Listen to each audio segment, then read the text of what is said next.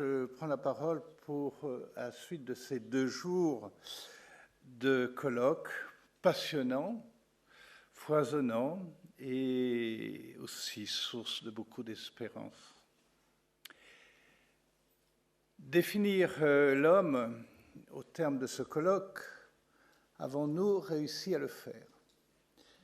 J'espère que non. Mais la qualité des intervenants nous a permis, je crois, d'approfondir son mystère, le mystère de l'homme. Il ne m'est pas possible de reprendre, même très brièvement, toute la richesse des interventions. Et du reste, cela a été fait, et si bien fait, en fin de matinée. Je me contenterai de suggérer 2 pistes pour prolonger la réflexion de ce colloque. La première sera de s'intéresser à l'emprise du mal sur les relations humaines en général et la relation homme-femme en particulier. Dans mon introduction au colloque, j'ai un peu triché en disant que la fresque de Masolino da Panicale représentait la création d'Adam et Ève. En fait, il s'agit de la tentation d'Adam et Ève, comme le suggère le fruit dans la main d'Ève, qui, comme vous pouvez le constater, n'est pas une pomme.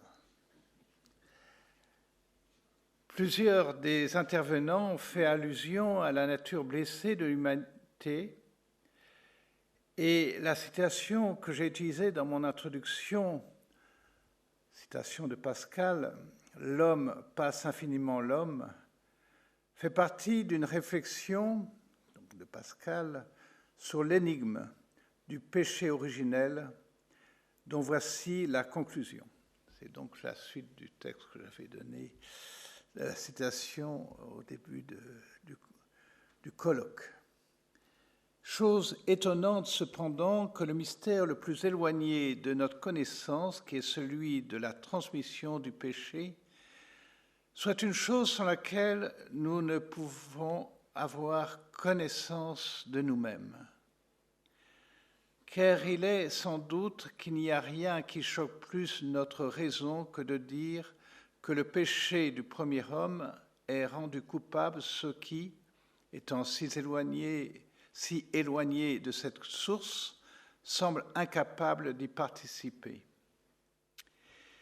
Et cependant, sans ce mystère le plus incompréhensible de tous, nous sommes incompréhensibles à nous-mêmes.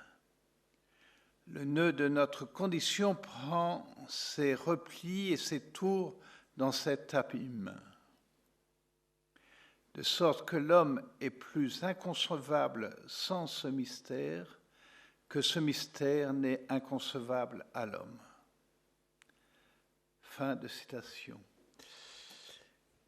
Aujourd'hui, où la question du mal est soit occultée, nous n'avons donc pas besoin d'être sauvés, soit conduit au nihilisme le plus noir, cette piste de réflexion est, je crois, à reprendre d'urgence.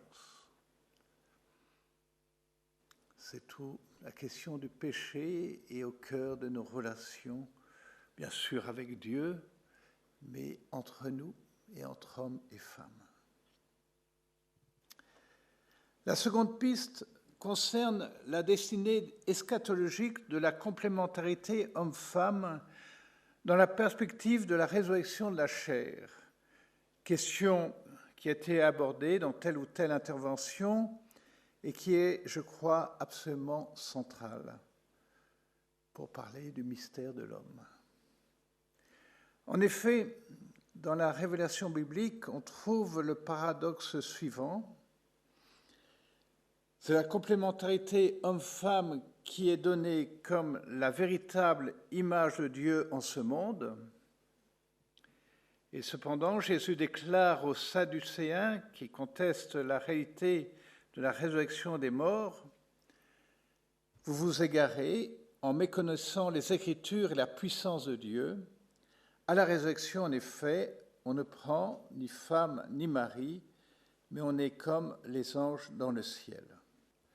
Peut-être répondrons-nous qu'être comme des anges, ce n'est pas tout à fait être des anges.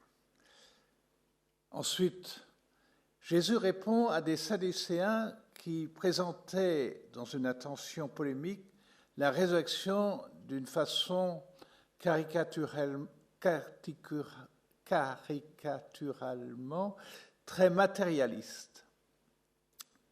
Enfin et surtout, cette controverse se passe avant la résurrection du Christ, résurrection qui est la clé de toute la révélation du salut chrétien et donc de l'anthropologie chrétienne dans sa finalité. Mais déjà, la suite de la réponse du Christ nous oriente vers ce qui nous a été si bien dit par plusieurs intervenants, à savoir que l'alliance de Dieu avec l'humanité, dans sa composante homme et femme, est tout orientée vers la vie. En effet, Jésus continue en disant, au sujet de la résurrection des morts, n'avez-vous pas lu ce qui vous a été dit par Dieu ? Moi, je suis le Dieu d'Abraham, le Dieu d'Isaac, le Dieu de Jacob. Il n'est pas le Dieu des morts, mais des vivants. Dieu des vivants. Car la relation du Dieu de la vie avec les patriarches est toujours actuelle, aujourd'hui dans le cours du monde et pour la vie éternelle. Alors certes, dans la réponse de Jésus, il n'est question que des patriarches, mais sans les matriarches, Sarah et les autres, il n'y aurait plus d'hommes aujourd'hui pour porter et recevoir la révélation divine. Mais venons-en à l'essentiel. Dieu n'a pas de corps, mais avec la résurrection du Verbe fait chair, la corporéité de l'humanité est entrée pour toujours au sein de la Trinité. Jésus-Christ est monté au ciel, il est assis à droite de son Père avec et dans son corps glorifié, qui garde éternellement les stigmates de sa passion, à travers lesquels s'accomplit notre salut et qui nous introduit dans la bienheureuse espérance de ressusciter avec notre corps lors de son glorieux avènement à la fin des temps. Nous sommes dès aujourd'hui membres du corps du Christ ressuscité. Mais bien plus encore, toute l'humanité rajetée est appelée à entrer. Et c'est l'accomplissement final de tout le dessein divin du salut, à entrer dans l'alliance nuptiale du Christ et de l'Église, en laquelle s'accomplit et est subsumée la complémentarité ontologique de l'homme et de la femme, dans cette alliance nuptiale, donc, entre le Christ et l'Église. Excusez-moi ceux qui m'ont trop souvent entendu répéter ces deux passages de la parole de Dieu, auxquels je vais conclure. Tout d'abord, dans la lettre aux Éphésiens, alors il part d'une question, je dirais, pastorale. Vous, les hommes, aimez votre femme à l'exemple du Christ. Il a aimé l'Église, il s'est livré lui-même pour elle, afin de la rendre sainte, en la purifiant par le bain de l'eau baptismale, accompagnée d'une parole.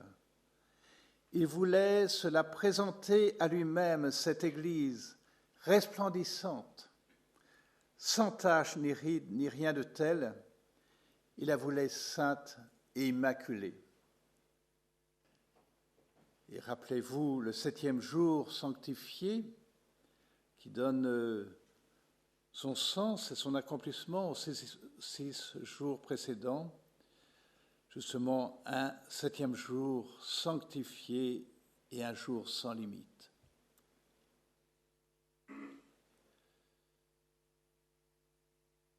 Et pour terminer cette citation de l'Apocalypse, qui conclut toute la Bible, qui nous donne le fin mot de ce que Dieu a voulu pour nous en nous envoyant son Fils et en répandant son esprit sur le monde. L'ange me dit, écris, heureux les invités au repas des noces de l'agneau. Formule qui a été heureusement reprise dans la nouvelle traduction du missel au moment de la communion. Heureux les invités au repas des noces de l'agneau. J'entendis comme la voix d'une foule immense, comme la voix des grandes eaux et celle de violents coups de tonnerre. Elle proclamait « Alléluia ! Il règne le Seigneur notre Dieu, le souverain de l'univers. Soyons dans la joie, exultons et rendons gloire à Dieu, car elles sont venues les noces de l'agneau, et pour lui son épouse a revêtu sa parole. Un vêtement de lin fin lui a été donné, splendide et pur, car le lin, ce sont les actions justes des saints. » Oui, soyons dans la joie, exultons, rendons gloire à Dieu, et ce sera le mot de la fin.